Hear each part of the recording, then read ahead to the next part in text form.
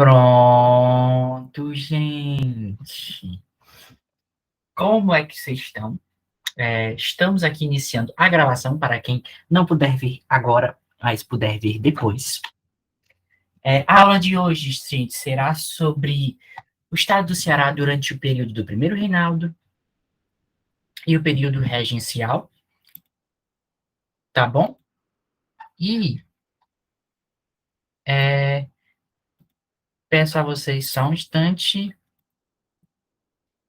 Pronto, vamos começar a nossa aula. Deixa eu fazer a apresentação aqui da tela.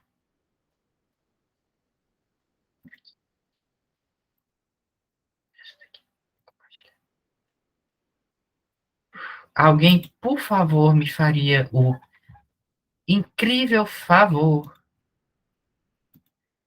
de ligar para mim o seu microfone e me dizer se todos estão vendo? Pois Sim. Pronto, exatamente. Eu não sei como é que coloca a tela cheia aqui para vocês, amores, mas acredito que ninguém esteja sendo prejudicado, certo? Por estar com esse letreirozinho em cima. Ah, não, não sei se não aparece, só aparece para mim. Que delícia. Pois pronto, gente, vamos lá. Nosso tema de hoje, como eu já havia bem dito, é sobre o Ceará no primeiro reinado e no período regencial.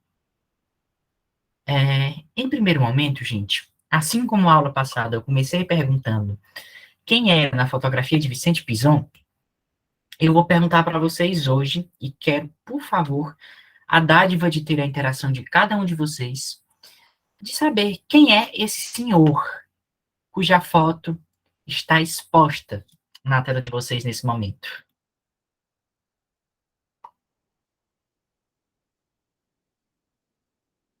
Ninguém tem a menor noção de quem se trate? Bora, galera, pode botar no chat que eu consigo ver aqui. Quem vocês acham que é esse senhor? Acho que é um padre, né? Sim, sim, é um padre. Chute. Não, não é Dragão do Mar. Não é o José de Anchieta. Também não é o Padre Cícero, ainda vamos chegar nele. Não é o Padre Cícero. Bora, gente. Eu vou dar uma dica. É nome de rua aqui em Fortaleza. Esse padre é nome de rua. Não, não é o Padre Valdivino e não é o Padre Feijó. Não, não é Dom Pedro. Vamos, quem é esse senhor? É um padre, sim, sim, sim, é um padre. E é nome de rua aqui em Fortaleza.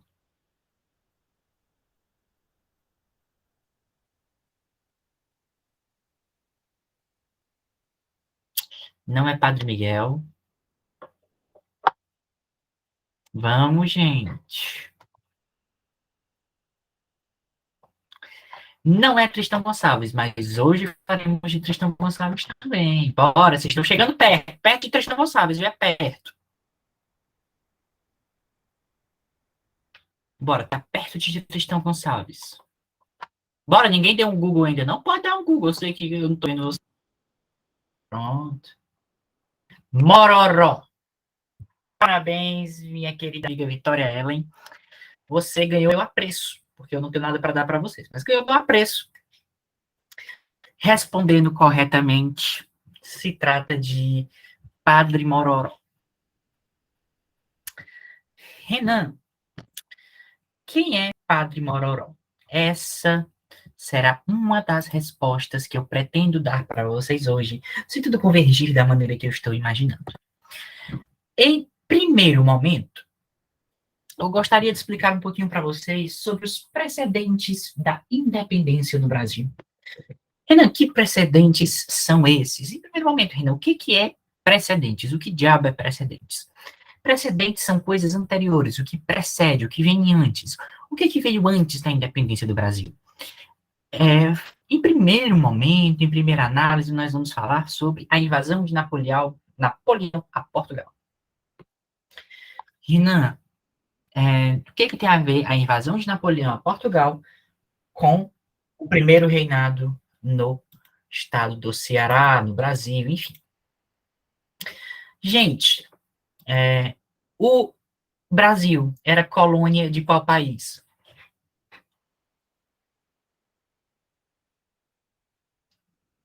Pergunta simples, por favor. Portugal. Vitória hoje está afiada. Aí, minhas amigas Aline, Sibeli, Ismael, perfeito, perfeito, perfeito, perfeito. O que é que ocorre, gente? Se o Brasil era colônia de Portugal, quando Napoleão invade Portugal, a coroa portuguesa se viu em uma situação, em uma faca de dois gumes, digamos assim. Eu só tenho duas possibilidades. Ou eu fico e enfrento, ou eu fujo. Para ficar e enfrentar, eles iam estar enfrentando o maior exército terrestre mais forte da Europa. Portugal era um país pequeno, não poderia reagir a isso de maneira devida. Estamos recebendo na chamada agora meu amigo Tadeu Schmidt, na fotografia de minha querida amiga Isabelle. Veio direto do BBB para cá, meu querido Tadeu Schmidt. Mas, enfim, como eu havia falado, entrou uma menina agora que eu acho que estava com a foto da Ariana Grande, não tenho certeza, mas, enfim, muitas celebridades hoje vendo a nossa aula. Não, é ela mesmo, você parece a Ariana Grande, amiga Andressa.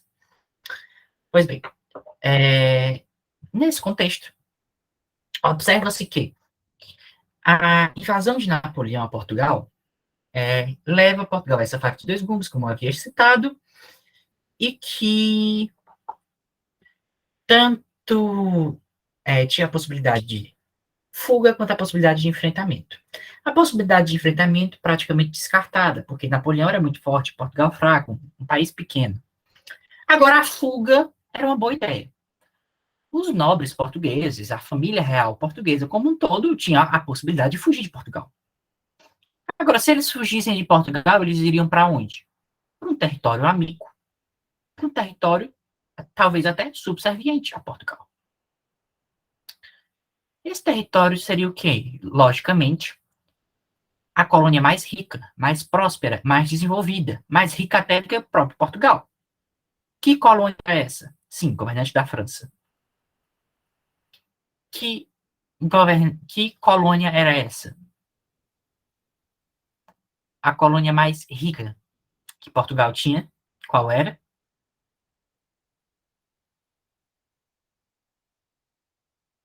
Bora, gente, qual era a colônia mais rica? Brasil. Brasil. Pronto. Por que dele ter invadido Portugal? Eu não entrei muito nesse assunto, porque o assunto é relativamente complexo. Mas não tem problema eu explicar ele aqui. Só peço que prestem atenção.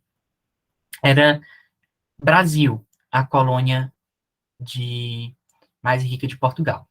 E não, por que houve essa invasão de Napoleão a Portugal? Veja bem, Portugal era parceiro econômico da Inglaterra, que praticamente, isso, perfeitamente, Ismael, que praticamente sustentava Portugal. Essa parceria econômica com a Inglaterra não sustentava só Portugal, como sustentava o próprio Brasil. Portugal, ele fez com a Inglaterra, na época, até o chamado Tratado de Methuen, ou Tratado de Panos e Vinhos, em que a Inglaterra vendia panos, nós vendíamos vinhos. Obviamente, a balança comercial ficou bem desfavorável, a Inglaterra lucrava mais. Mas Portugal comprava tudo de lá e eles compravam tudo de Portugal e tinha esse comércio muito forte entre ambos os países. Ou seja, Portugal era muito dependente da Inglaterra. Ocorre que Napoleão via o tamanho da Inglaterra. A Inglaterra era muito grande. E não só era muito grande, como, para quem não sabe, a Inglaterra, a Grã-Bretanha, né, que é Inglaterra, Escócia, País de Gales e Irlanda do Norte, ela fica numa ilha. Uma ilha afastada do continente. E eles têm a marinha mais forte da Europa. Nessa época, eles já tinham essa marinha mais forte da Europa, era um povo muito temido. Só que eles não podiam invadir a França para lidar com Napoleão, que estava chateado com eles. Por quê? Porque eles tinham mais dinheiro do que a França. Porque comercializavam mais que a França. E o Napoleão não aceitava isso. Napoleão queria a hegemonia do continente. Então, quando houve essa invasão, perdão, então o que acontecia? A Inglaterra tinha a marinha muito forte, Napoleão não podia invadir a Inglaterra porque perderia no mar. Mas a Inglaterra não poderia invadir a França porque perderia em terra, porque Napoleão tinha o maior exército. Então, o que Napoleão fez? Como a grande qualidade da Inglaterra é justamente a riqueza que eles conseguem com as vendas, o que eu vou fazer? Eu vou fazer um bloqueio continental. O país que continuar comercializando com a Inglaterra, eu invado. Portugal continuou comercializando com a Inglaterra. Napoleão invadiu. No que Napoleão invadiu Portugal, os portugueses fugiram para o Brasil. Deu para entender mais ou menos direitinho a motivação? Eu acabei não explicando ela porque demanda tempo, né? A gente já não tem muito tempo. E também porque é um pouco confuso. Porque vai trazer assuntos, vai ter aí questão de era napoleônica, questão de Inglaterra, questão comercial, enfim, da Inglaterra com o Brasil colônia, que, pronto, Oliver, pode dizer. Quais foram as suas dúvidas? Não, pode falar que a gente aqui resolve.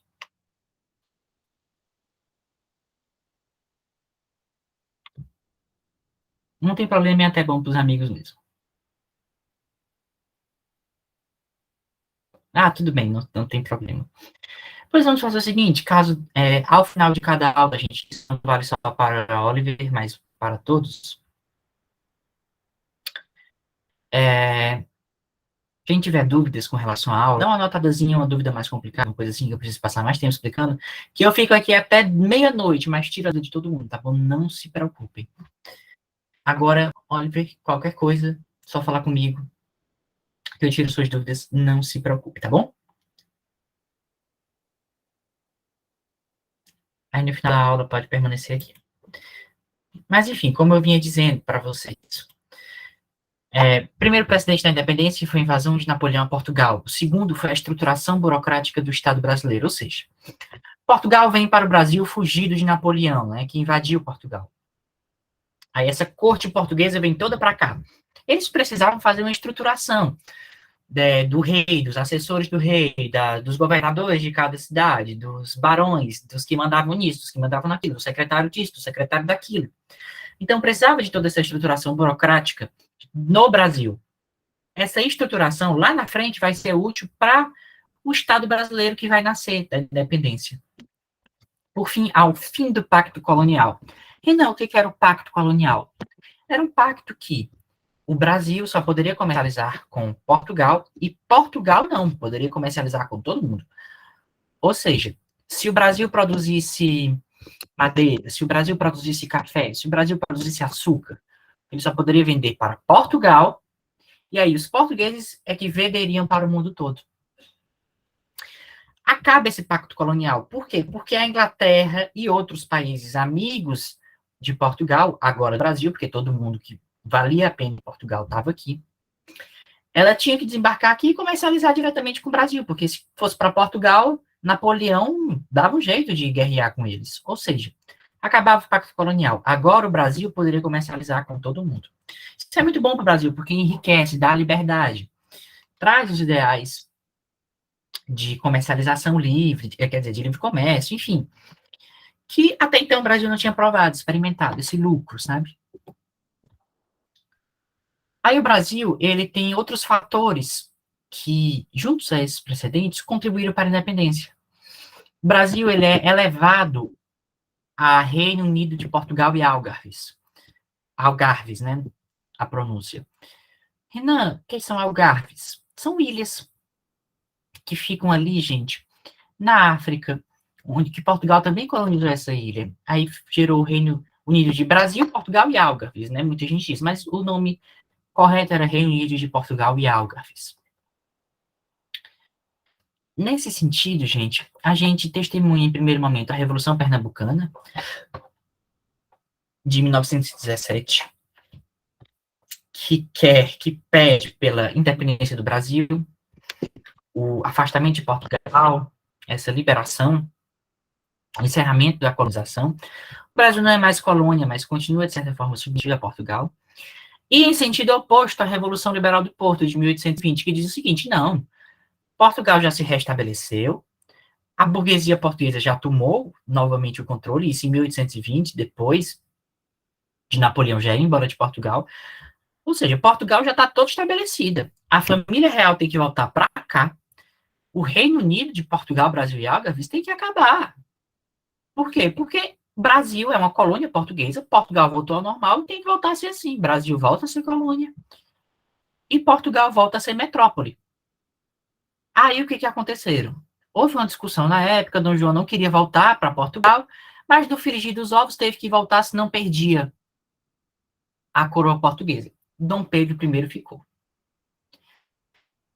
Dom Pedro I, nessa época, era príncipe regente. Conversa vai, conversa vem, ele percebe que a população brasileira já não está mais afeita ao colonialismo, já não quer mais ser submetida a Portugal. Ou seja, caso a população portuguesa permanecesse com essa ideia de transformar novamente o Brasil em colônia e o Brasil virasse colônia, isso ia gerar uma revolução.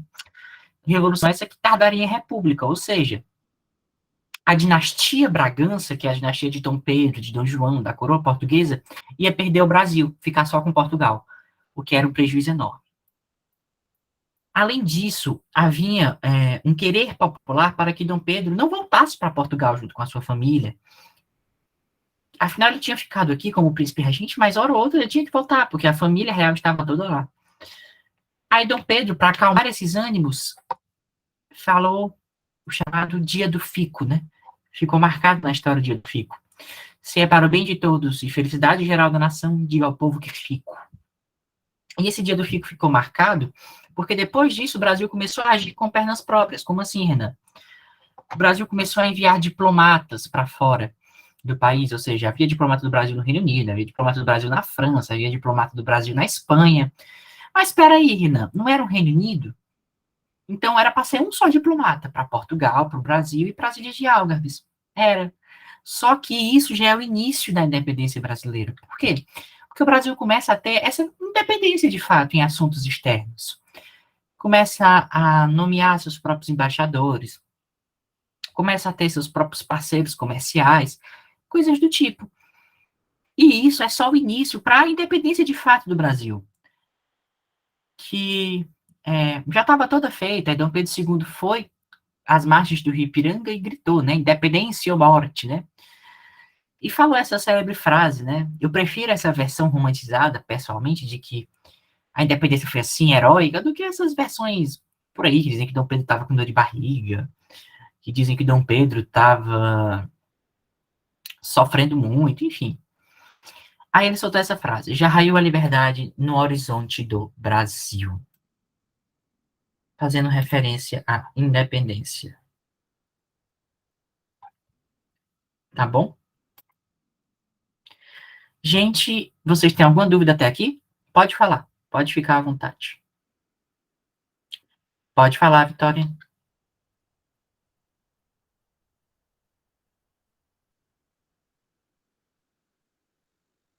Gente, botem um áudio, conversem comigo, mostrem suas vozes. Pronto, Revolução Pernambucana. Eu botei essas duas revoluções, Revolução Liberal do Porto e Revolução Pernambucana, para fazer aí um paralelo entre o que estava acontecendo em Portugal e o que estava acontecendo no Brasil. Enquanto. Sim, sim, sim, posso.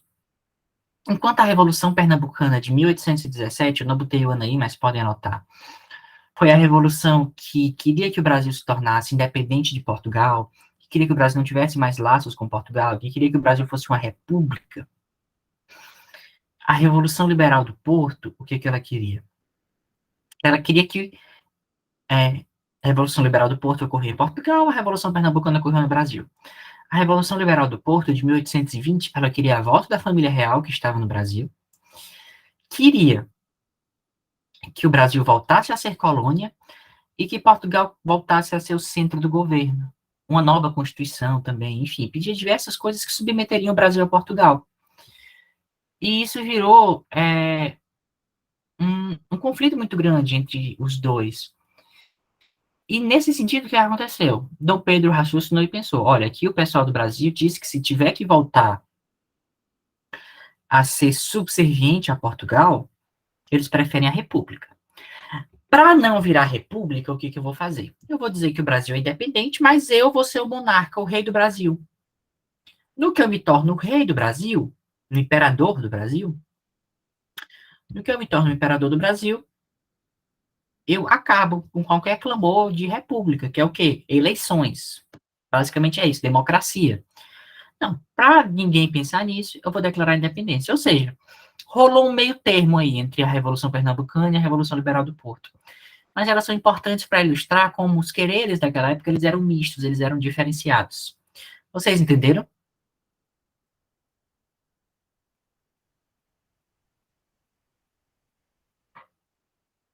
Pronto, beleza, gente. Agora vamos de fato para o Ceará. Vocês estão vendo que eu não estou correndo na aula de hoje, porque eu parti a aula de hoje em duas, por ser uma aula de mais assunto, mais conteúdo. Eu ia falar de todo o Império. Aí eu parti ela. Hoje eu vou falar de primeiro reinado e regência. E próxima aula, aí eu vou falar de segundo reinado, para ficar mais tranquilo para todo mundo. Aqui no Ceará, como em todo o país, teve na época uma grande divisão, uma grande polarização. Mais ou menos como acontece hoje em dois lados políticos, mais ou menos isso. Haviam os realistas portugueses ou corcundas, que queria que o Brasil voltasse a ser colônia de Portugal, que queria que o Brasil voltasse a ser colonizado pelos portugueses, que não queriam a independência do Brasil, que não queriam que o Brasil virasse monarquista, como haviam os nacionalistas ou patriotas. Esses não. Esses eles eram de cunho liberal, queriam o livre comércio do Brasil com todas as nações, queriam que o Brasil virasse independente, queriam acabar com o domínio português sobre o Brasil, enfim. No retrato do estado do Ceará, a junta provisional que ficou aqui, ela era ligada aos portugueses. E cada estado ele tinha que mandar para a Assembleia Nacional Constituinte da época, que estava fazendo uma Constituição para o Brasil, deputados. A junta provisional daqui não queria mandar deputados para atrasar os trabalhos da Constituição. Pereira Filgueiras e Tristão Gonçalves denunciaram isso. E o que que acontece? Nessa denúncia, eles acabaram por ter o governo da capitania do estado do Ceará, na época. E eles conseguiram, nesse período, se aliar a Dom Pedro. Mas vocês veem aí que eu já coloquei logo no slide. Tristão Gonçalves e Pedro Figueiras, de aliados a inimigos. Não que eles dois tenham se tornado inimigos, mas eles se tornaram inimigos da coroa, de Dom Pedro I depois. Eles eram ambos, tanto o Tristão Gonçalves quanto o Pereira Figueiras, ligados aos patriotas, que queriam a independência de Portugal.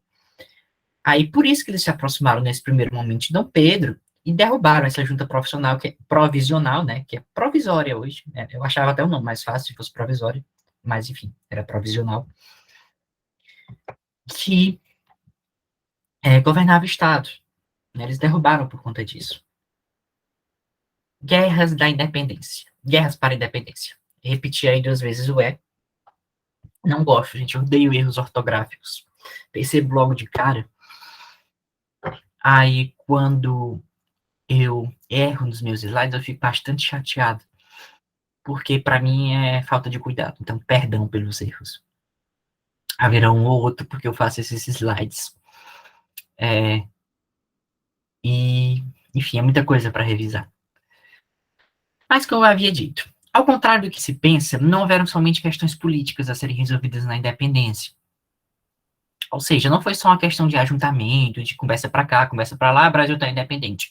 Não, teve gente que resistiu. Bahia, Maranhão, Cisplatina, Pará e Piauí resistiram à independência. Renan Cisplatina é o Paraguai. Tá bom? Onde vocês verem falando Cisplatina, vocês lembram de Paraguai, não, perdão, um minuto. Eu confundo muito, gente. O professor de vocês confunde muito Paraguai e Uruguai, sabia? Não sei por quê. Pronto, é o atual Uruguai. Quando vocês verem falar em Cisplatina, vocês lembrem-se logo diretamente de Uruguai. Mas eu sou gente, né? Eu posso confundir de vez em quando. Enfim, Bahia, Maranhão, Cisplatina, Pará e Piauí, eles resistiram à independência. Nisso, os patriotas do Ceará foram fundamentais para estabelecer a independência do Brasil. Em que sentido, Renan? eles combateram a resistência do general Cunha Fidié, no Piauí. Esse general, gente, ele não aceitava a independência do Brasil e ele queria que o Brasil voltasse a ser colônia de Portugal. Ele se sentia no dever de lealdade a Portugal. E naquela época, gente, o Brasil era um país muito novo, então ele não tinha exército ainda. Então não tinha como mandar o exército brasileiro defender o país de uma revolução contra a sua autonomia e soberania, tarará, tarará. Então o que que acontecia? Dom Pedro, ele contratava mercenários estrangeiros. Só que esses mercenários, eles não eram suficientes, até porque eram caros. Não tinha como pagar essa galera toda. O Brasil era rico, mas ele teve que pagar a Inglaterra para ser independente, porque perdeu o mercado consumidor. Teve que pagar Portugal para ser independente, porque perdeu o mercado consumidor. Enfim. Dessa forma, os mercenários estrangeiros, contratados por Dom Pedro I para defender o Brasil, para defender a independência, eles tiveram a ajuda dos patriotas, que eram os apoiadores de Dom Pedro aqui. E esses patriotas, liderados pelas figuras como Pereira Figueiras, por exemplo, eles venceram batalhas de quando o general Cunha Fidié, não pensem em vocês, que perdeu todas as batalhas, não, ao contrário, ele venceu todas as batalhas que aconteceram no Piauí, mas quando ele veio para o Ceará, ele perdeu em Quixeramobim por Pereira Figueiras, entendeu? Ou seja, o Ceará é importante para garantir a independência do Brasil nessas guerras, nesses movimentos aí que ocorreram para garantir a independência. Nesse sentido, gente, o que que aconteceu? Renan,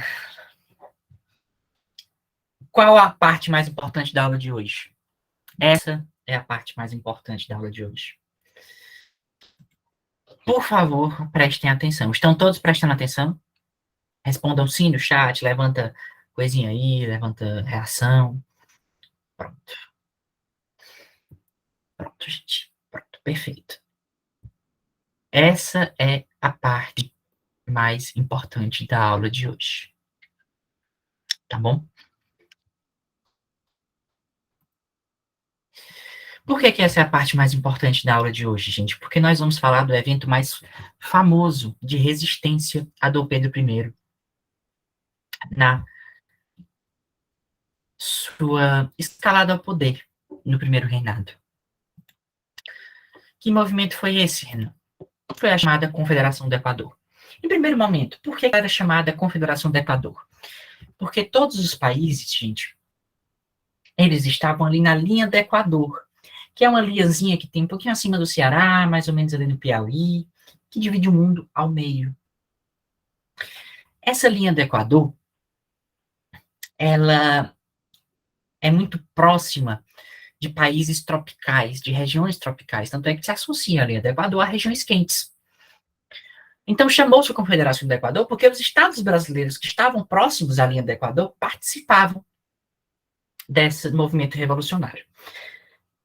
Por favor, quem tiver com caneta, quem tiver com papel, quem tiver gravando, quem tiver anotando nas notas, anota o que eu vou dizer, porque raramente tem livro de história, raramente tem uma definição facilzinha assim, e é importante para o UES, para Enem, para todos os vestibulares, tá bom? Então, anotem o que eu estou dizendo para vocês agora.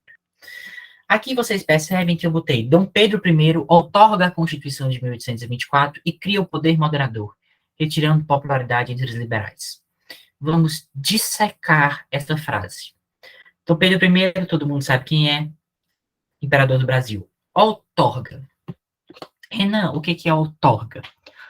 Outorga, gente, é um termo que a gente usa para falar em constituições. A Constituição ela pode ser outorgada ou promulgada.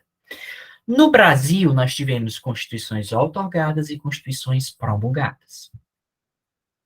Constituições outorgadas são aquelas que são impostas, que não são discutidas, que não são votadas, que não vão para o Congresso, que não se gera projeto para a população discutir.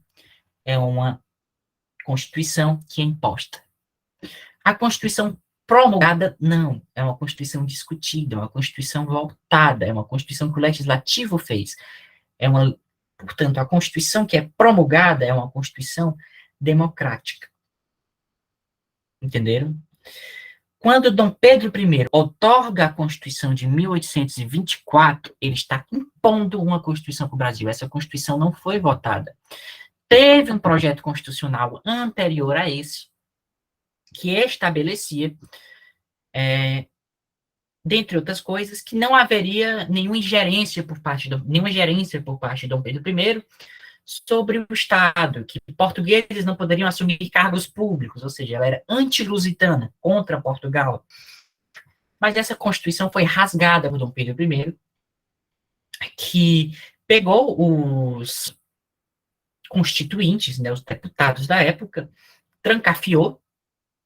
Esses deputados, eles se revoltaram, foram para dentro do Congresso Nacional e disseram, daqui não sai, daqui ninguém me tira. Dom Pedro tirou, na chamada Noite da Agonia, vocês podem ver por aí pelo nome como foi uma noite maravilhosa, que Dom Pedro I basicamente agrediu esses caras. Mas essa parte da aula é importante por quê? Para vocês saberem essa diferença entre outorgado e promulgada, que é muito importante, e pela característica do poder moderador. Renan, o que é poder moderador? Poder moderador, gente, era o poder absoluto que Dom Pedro I tinha. Dom Pedro I poderia, dentre outras coisas, dissolver o Congresso quando bem entendesse, dissolver a Assembleia Nacional. Dom Pedro poderia vetar leis, aprovar leis e criar leis, decretar o que bem entendesse, ou seja, poderia tudo. Perdendo, assim, popularidade entre os liberais, que queriam independência, quase que queriam república, né? Agora eles queriam república. Não, o que é república? República é coisa pública, coisa do povo. Uma monarquia, que é de um rei, não pode ser do povo. Então, esse movimento, ele nasceu em Pernambuco, pela República, e foi liderado por Frei do Amor Divino Caneca, simplificando, Frei Caneca, que é como ele é conhecido. As características da Confederação do Equador. Ela esteve muito fortemente presente no Ceará, em Alagoas, Paraíba, Rio Grande do Norte e Pernambuco, como eu bem disse. Foi criada com o objetivo de estabelecer uma república federalista entre esses estados. Renan, o que é uma república federalista? Uma república federalista é aquela que divide o país em estados. Estados esses que criam suas próprias leis, que têm independência, que elegem sua própria assembleia. Enfim, estados com mais independência do que estados como a gente tem agora, que a gente cria nossas próprias leis, mas sempre abaixo das leis do Código Civil, do Código Penal.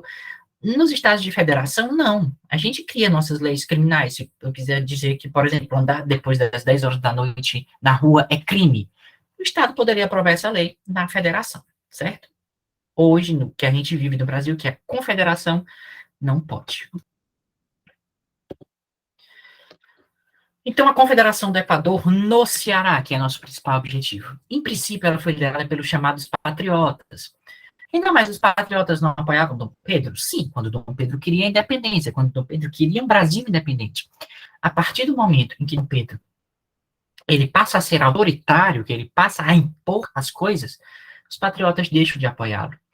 Teve como principal liderança, vocês lembram do início da aula, que eu mostrei a foto para vocês do Padre Mororó?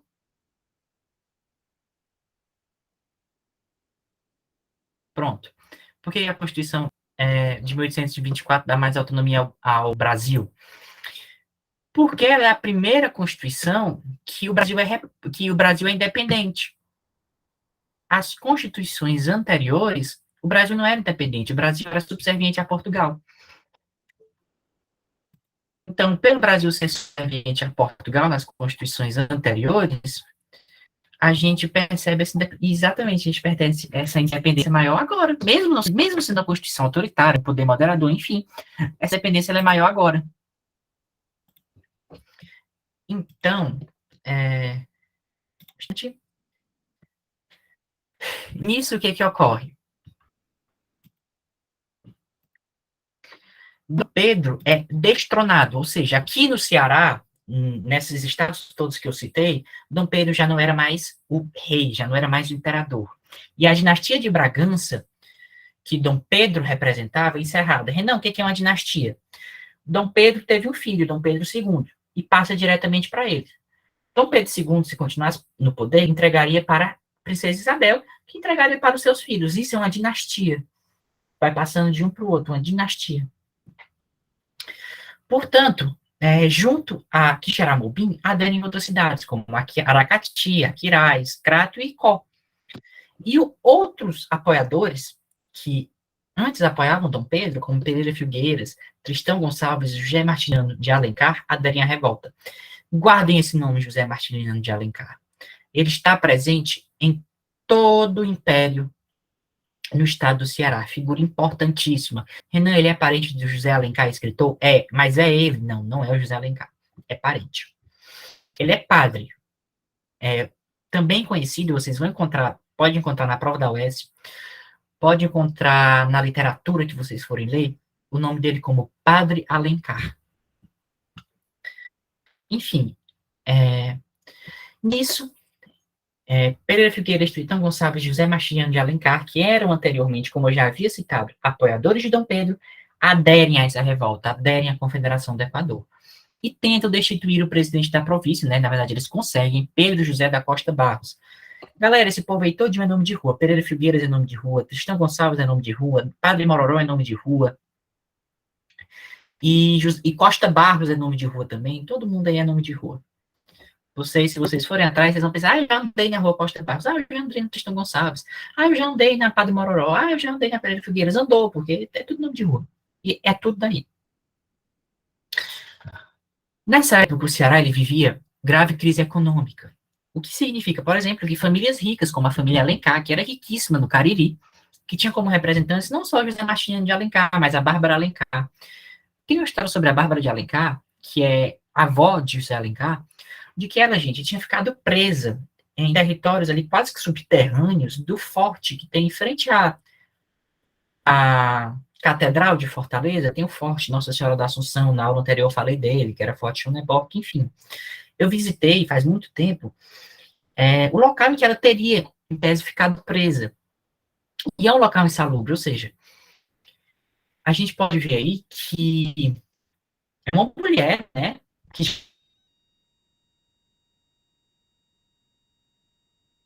já não era tão jovem, ela foi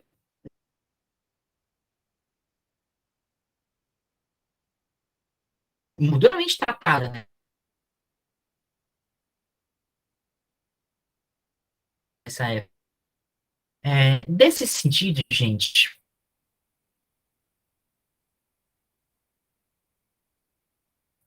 é,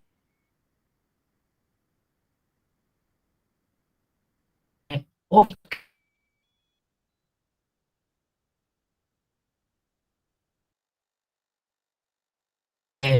quando sai de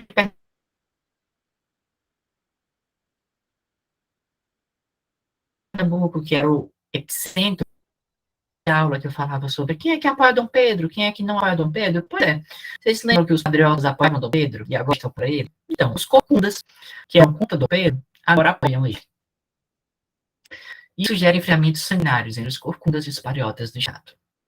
Houve nessa época muitas traições e deserção, especialmente, fundamentalmente, quase 100% por parte dos patriotas, por parte daqueles que queriam que o Brasil se tornasse república. Tristão Gonçalves morre em combate. José Martiniano de Alencar nega veementemente participação na Confederação do Equador e os ideais liberais que ele defendia. O pai de Alencar, aquele mesmo. Depois ele vai virar presidente da província, por causa dessa traição, e senador também. E Pereira Figueiras morre porque é levado para o Rio de Janeiro e lá ele é torturado até a morte, mas não nega participação no movimento, nem que acredita nele. Alguns foram degredados para a Amazônia. Renan, o que é degredo? Eu expliquei para vocês na aula passada o que é degredo, mas reexplicando. Degredo é o envio de pessoas para regiões muito distantes daquela que eles estavam, sabe? Regiões que davam a eles, que afastavam eles das suas raízes.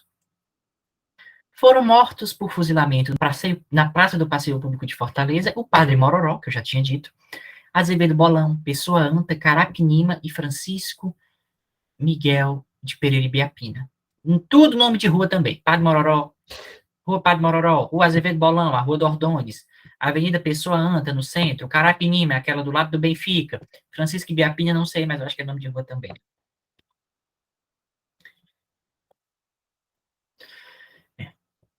Após esse período, gente, houve um momento em que Dom Pedro I, muito desgastado, renuncia e volta para Portugal com o objetivo de tomar o trono para si, porque havia uma disputa entre ele e o irmão dele, Dom Miguel,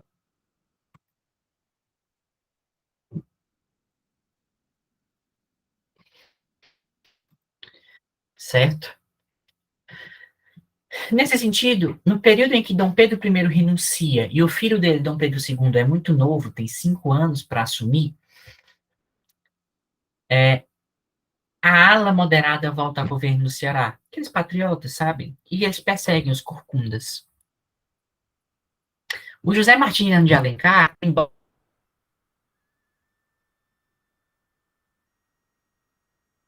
tenha traído o movimento da Confederação do Equador, ainda é considerado liberal, ainda é considerado patriota. Nisso, há uma forte perseguição a Pinto Madeiro, que vai gerar a sedição de Pinto Madeiro, que eu vou falar na frente, que é uma pessoa muito próxima de Dom Pedro I, aqui no estado do Ceará, muito ligado aos quereres do imperador. E, nesse sentido, os corcundas dão origem aos chamados conservadores ou caranguejos. Caranguejo, gente, é uma expressão jocosa. Por quê? Porque caranguejo, ele só anda para trás. Não sei se vocês já viram isso, mas caranguejo só anda para trás, para o lado, nunca vai para frente. Então é por isso que chamavam ele de caranguejos. Porque eles só andavam para trás. Porque eles queriam a volta do João Pedro I. Enfim, antes eles queriam que o Brasil continuasse com Portugal, aí chamaram eles de caranguejos. Aí tinham chamados chimangos ou liberais, que eram aqueles herdeiros dos patriotas. Os liberais eram chamados Castro-Alencarinos, porque era da família Castro e da família Alencar. A família Castro é uma família influente do interior do Ceará, e a família Alencar é aquela mesma família influente no Cariri,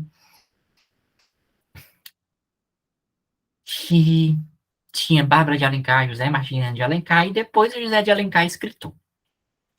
E os caranguejos eram liderados por Costa Barros, Pedro José da Costa Barros, que, como eu disse, outro nome de rua, ele era o maior líder desses caranguejos conservadores. Ele era o governador na época que os Tristão Gonçalves e o Pereira Filgueiras tiraram dele o governo para tentar a Confederação do Equador aqui.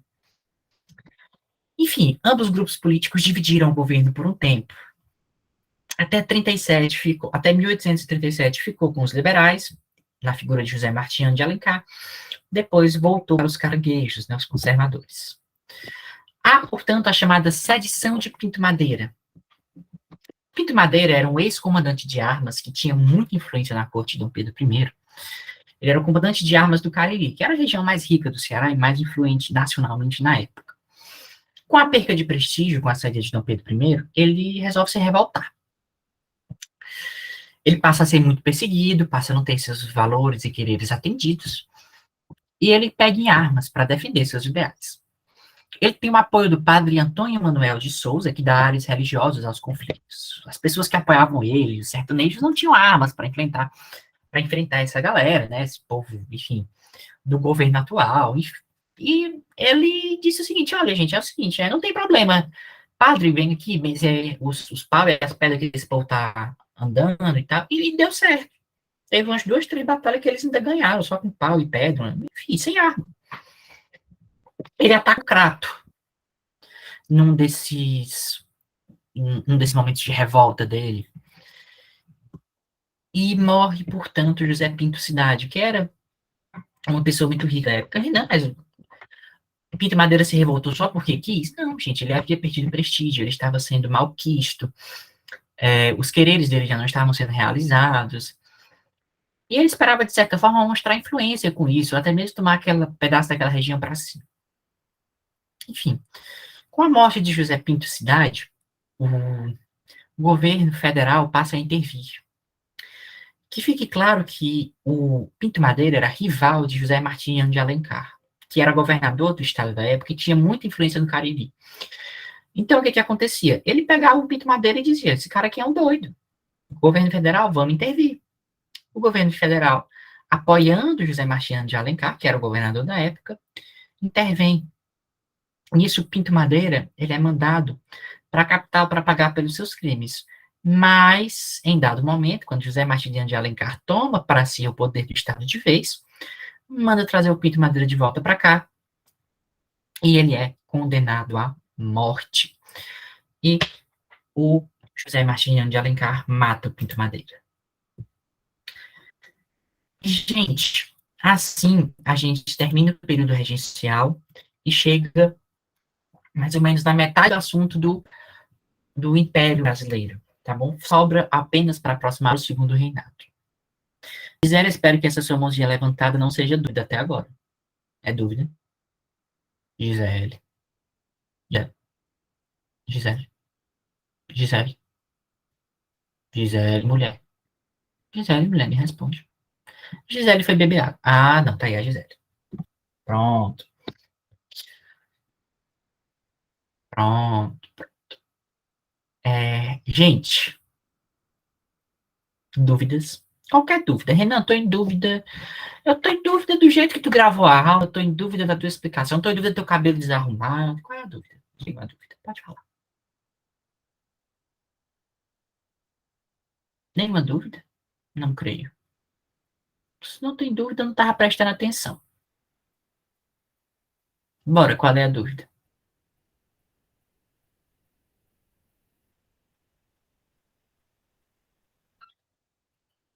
Pronto, Larissa, não se preocupe, a aula fica gravada, vai chegar até você. Aline, pronto, Aline. Por que que ele atacou o Crato? Porque ele estava querendo dominar toda aquela região do Cariri. Crato, Juazeiro não existia, mas vamos supor que Juazeiro existisse, né? Crato, Juazeiro, Barbalha, para mostrar forças, para resistir aos ataques que ele estava recebendo do governo atual, do governo vigente. Sim, posso explicar sim, Nicole. Aí o que que acontece? Ele ataca o Crato para tentar dominar aquela região. Nisso, nesses confrontos, morre esse homem rico, muito importante da cidade, que é o José Pinto Cidade. Entendeu, mais ou menos? É assim, não tem nada de muito profundo a se entender nesse sentido, não. É simples mesmo, como eu estou dizendo, não. Porque a gente às vezes espera mais coisa. O PDF da aula de hoje, né? Eu estou esperando o Vidal. Ah, o PDF do slide. Pronto, pronto. Eu vou dar uma olhadinha. A aula vai ser liberada quando o professor Vidal fizer a edição, tá bom? A gente tem uma apostilazinha com tudo isso aí escrito. Acho que eu botei 10 questões nessa parte.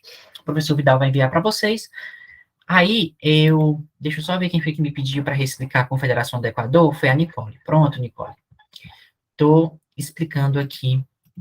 Vou explicar novamente a Confederação do Equador no estado do Ceará para você. Vamos lá. A Confederação do Equador, ela opõe antigos aliados de Dom Pedro, que eram os patriotas, a Dom Pedro I. Ela teve como principal liderança o padre Mororó, que fundou a chamada Câmara de Campo Maior de Quixeramobim.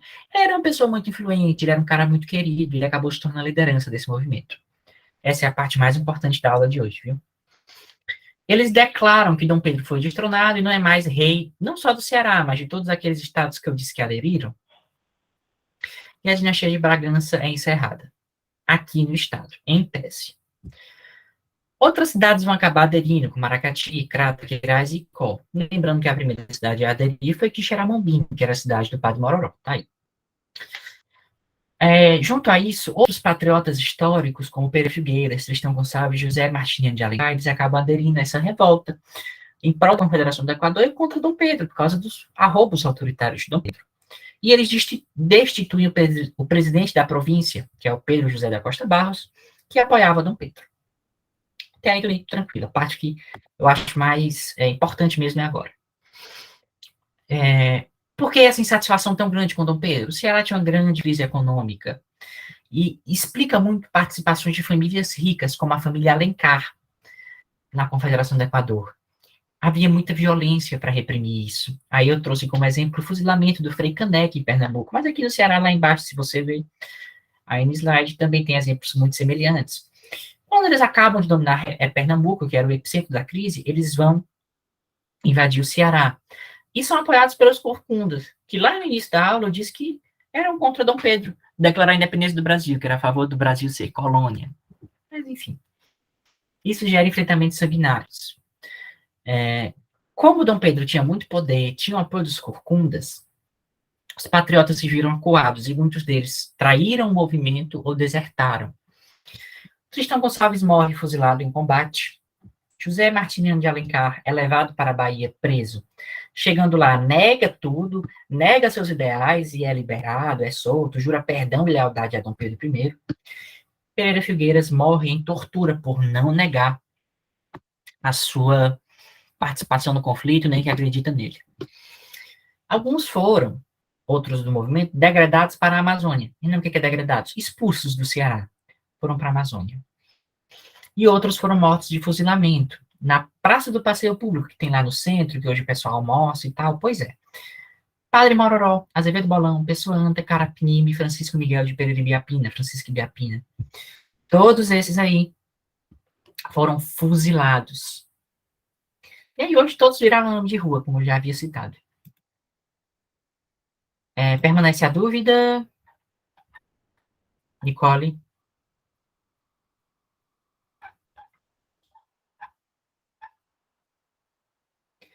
Gente, agora eu vou resolver com vocês duas questõezinhas, ou três questõezinhas rapidinhas.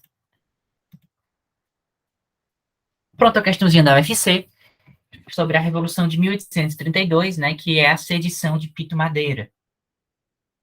A chamada Revolução de 1832, liderada por Joaquim Pinto Madeira, coronel que ocupava o posto de comandante de armas do Cariri cearense, melhor seria caracterizada. Aqui tem um corno, tá equivocado, gente, é corno, tá bom? Não vamos falar em corno nessa aula. Como revolta, pois não traria mudanças profundas e substanciais na região em que se produziu. Aí a gente tem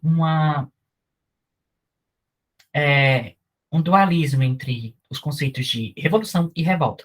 Revolução é alguma coisa que muda, revolta é uma coisa que não muda. Revolução é contra o governo, é contra a estrutura social vigente. Revolta geralmente é contra o governo vigente. Tá entendendo? Essas caracterizações dá para pegar mais ou menos o que é revolta e revolução. A respeito do movimento que o texto se refere, analise as seguintes afirmativas e marque a opção correta. Reunia forças em torno de um movimento a favor da restauração de Dom Pedro I?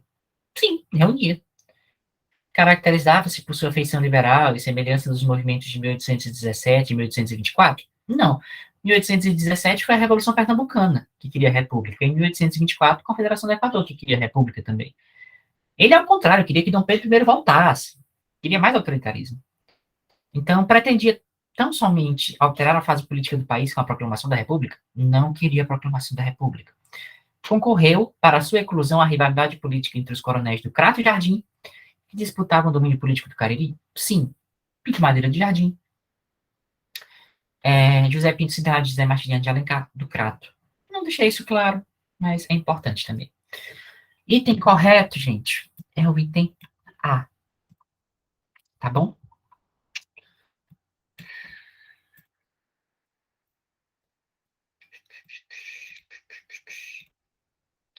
Sobre os movimentos insurrecionais que o Ceará participou do século XIX, é falso.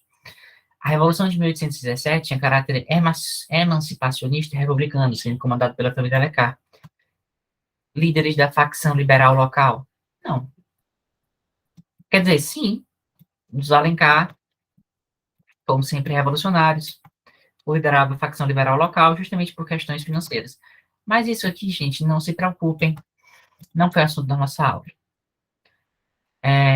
B. Os insurretos de 1817 acabaram fuzilando na Praça dos Mártires por terem participado de uma reforma contra o rei de Portugal? Não, ninguém foi fuzilado de maneira nenhuma. O item errado é esse. Mas vamos ver os outros. A Confederação do Equador visa... Esse fuzilamento aconteceu onde, Renan? Confederação do Equador. A Confederação do Equador visava criar uma República Liberal do Nordeste, longe do centralismo de Dom Pedro I e das ameaças recolonizadoras de Portugal. Sim. Dom Pedro era considerado autoritário e Portugal, né? Dom Pedro em si era uma ameaça recolonizadora porque era um português que queria o domínio do Brasil. Entender. A influência pernambucana e o descontentamento dos liberais cearenses com Dom Pedro I explicam a adesão da província à Confederação do Equador? Sim. Vamos lá. O Ceará era muito influenciado por Pernambuco. A aula passada eu disse que Ceará já foi parte de Pernambuco até 1729, ou seja, tinha só 25 anos de independência na Confederação do Equador. Havia um descontentamento de liberais cearenses? Sim, porque Dom Pedro I era autoritário, tinha decisões autoritárias. Isso explica a adesão à Confederação do Equador. A secção de Pique Madeira não passou de uma disputa entre coronéis de Crato e Jardim pelo controle do Cariri. Sim. Pique Madeira tinha perdido moral, José Martiniano de Alicate tinha ganhado, Pique Madeira se revoltou, perdeu. Certo? Beleza. Os cearenses tomaram parte ativa em importantes acontecimentos da história do Brasil, como a Confederação do Equador, ocorrida em 1824, e teve entre suas causas. Esse aí, quem vai resolver são vocês. E aí, gente? Qual é o item correto dessa terceira questão? Por favor, pode falar.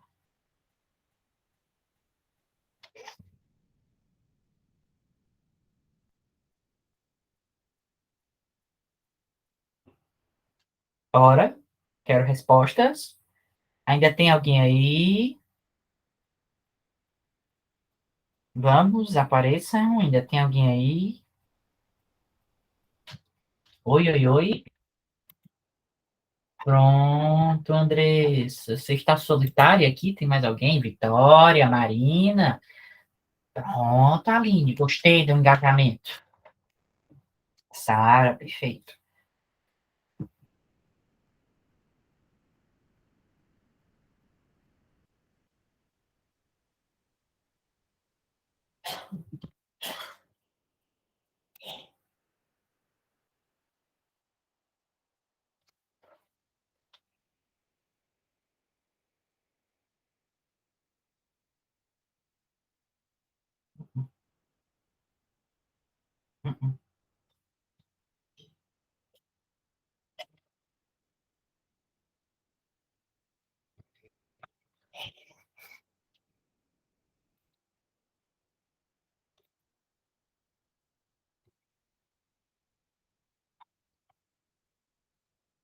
Pronto, gente. Acertou quem opinou e falou que era A.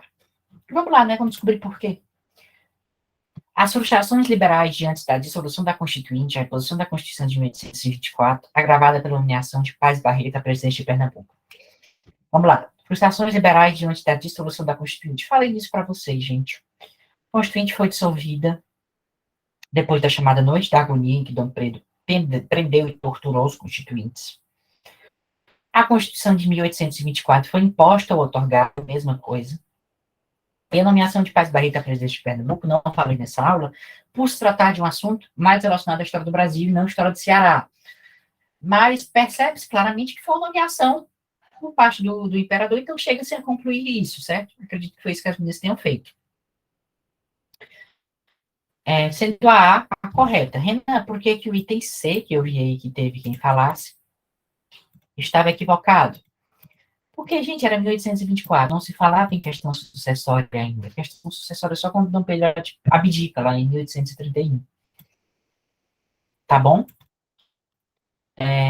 Gente, essa foi a aula de hoje.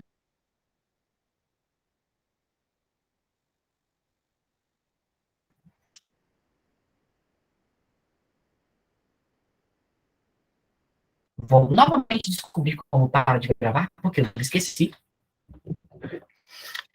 Mas, junto a vocês, por favor, elogio no grupo. E tira uma fotinha, na aula, marca no Instagram lá, prof. Remissar. Eu mandei já postarem lá no grupo que eu fiz. Vão curtir, vão comentar, vão falar bem de mim. Eu gosto disso, eu fico feliz. Enfim, gente, é um prazer estar aqui com vocês. Muitíssimo obrigado pelo carinho de todos. Agora eu vou encerrar a gravação. Quem tiver alguma dúvida, fala comigo. Espero que todos vocês estejam bem. Fiquem tranquilos. Muito obrigado, Vitória. Vai dar tudo certo, gente. Vai dar tudo certo.